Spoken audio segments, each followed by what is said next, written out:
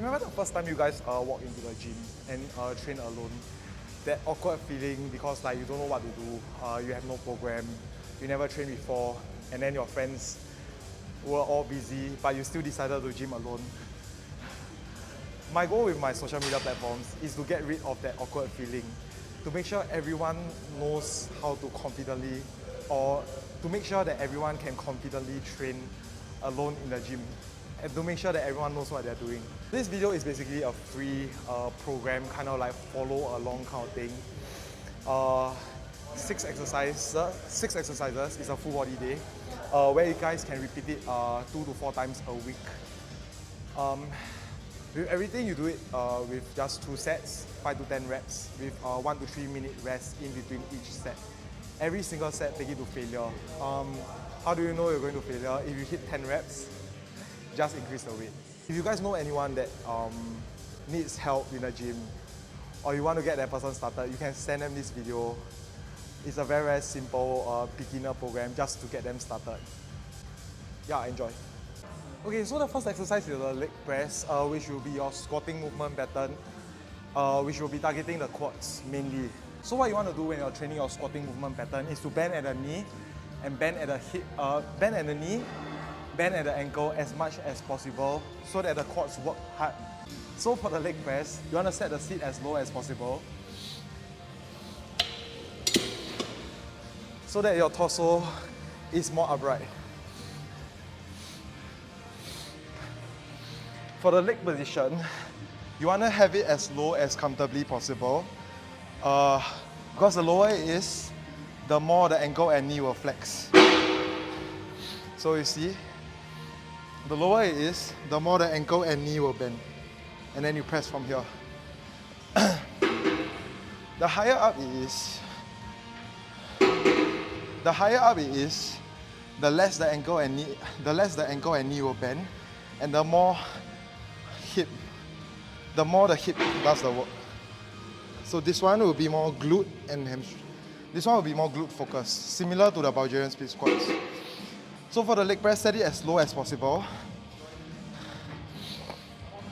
and have your ankle and knee bend as much as possible as you pull yourself into the seat and then press up from there.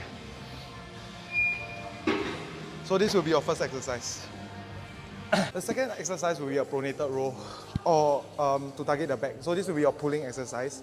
So what you want to do is set the seat so that your hands are at just below shoulder height. Then what you want to do is have your palms face down, have your chest resting against the chest pad, and pull with your arms flaring outwards. So this one will be targeting more of the mid-back. If you don't have this machine available, you can set it up with a cable and use D handles to mimic the pronated row. Yeah, that's your second exercise. Okay, so your third exercise will be a chest press. What you want to do is set the seat high enough that the handles are at nipple line, so that the force aligns with the pec. Then what you want to do, how do you know you're setting it up correctly? Your wrist stacks above the elbow, and then you're keeping it stacked throughout the whole movement. So the chest main function is adduction, or bringing the elbow into the midline. So anything that does this motion will work. Yeah, this is pretty simple. That's it for your third exercise. So your fourth exercise will be your 45-degree hip extension, which is your hinge movement. So what you want to do is make sure the hip pad is just below the hip crease, or where your hip bends.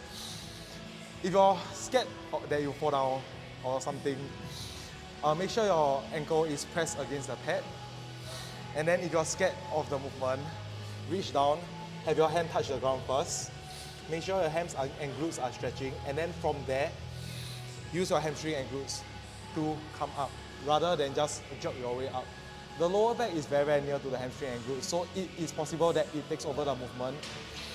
So really make sure that you're only using your hamstring and glutes to come up. And that's your fourth exercise. Okay, so your fifth exercise is the leg curl or hamstring curl. For this exercise, what you want to take note is that the pivot over here is aligned with where your knee joint is. Yeah, that's the most important part. And the ankle pad is resting on the back of the ankle. Make sure the pad is pressing down on your thigh so that it doesn't come up.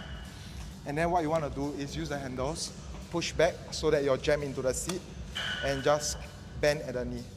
So you can imagine there's a finger here, and then you're trying to crush the finger. This will target your hamstrings knee flexion function. Yeah, that's your 5th exercise. Last exercise will be your cable tricep extensions. So what you want to do, you can do this standing. Just make sure the ropes are long enough that it doesn't restrict your movement. Pull the handle down so that it's pressed against the side of your body. And make sure you're fully flexing your bicep to make sure the tricep stretches all the way. And then straighten the arm. What you want to do at the bottom position is to make sure that the arm to the cable is 90 degrees. So that peak tension is when the tricep is the shortest. That's your 6th exercise. So if you guys have tried out the full body program and you really liked it, leave a like, leave a comment, share the video.